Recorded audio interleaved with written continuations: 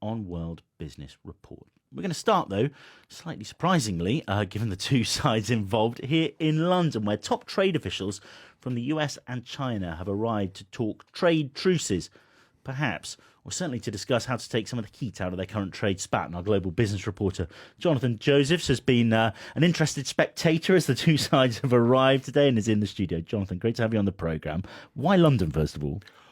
Well, that is a great question.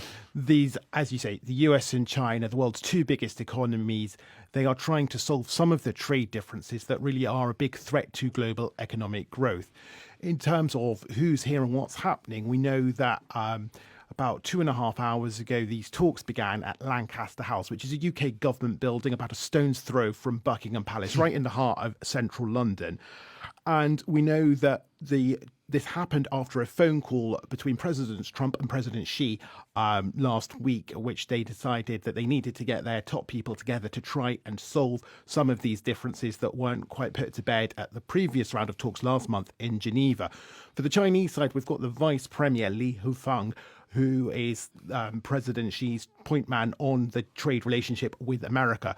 For America, you've got three of them. You've got Howard Lutnick, the Commerce Secretary. You've got Scott Bessent, the Treasury Secretary, and Jameson Greer, the US Trade Representative.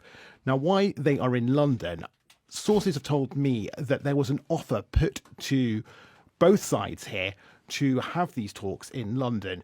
It's not quite clear exactly why, but it wouldn't be a wild suggestion to say that, to point out that the UK is trying to get its own trade deal finalised with the United States at the moment. They agreed something a few weeks ago, but it hasn't been implemented, and there are a few hurdles there.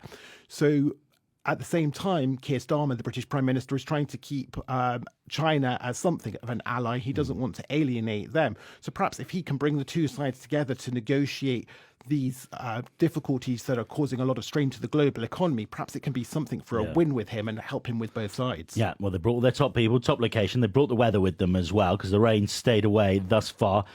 That's probably about the end of the good news, isn't it? Because there's some pretty sticky areas to get through. Where do you think are going to be the key areas of tension?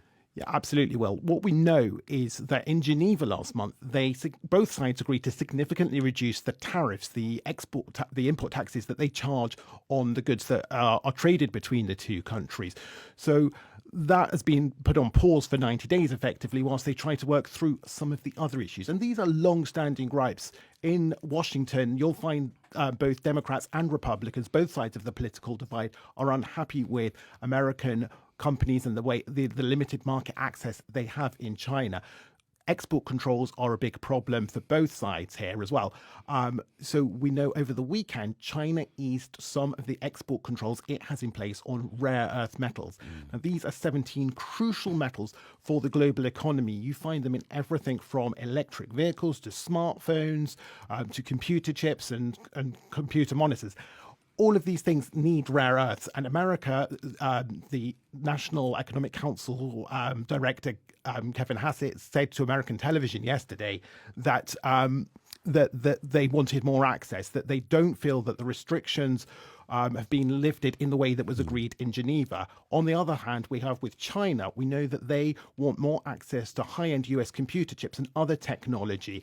And so that is something they will be pushing for. And in terms of why we can think that that is something that might well be discussed here in London, we know that Howard Lutnick, the US Commerce Secretary, his department is the one responsible for US export controls. So the fact that he is here, he wasn't in Geneva, but he is here in London, that suggests that that might be an area of some movement. Really interesting. More on those minerals in a minute as well. But Jane Sydenham also with us. Jane, Investment Director at Rathbones Investment Management. Jane, great to have you back on the programme.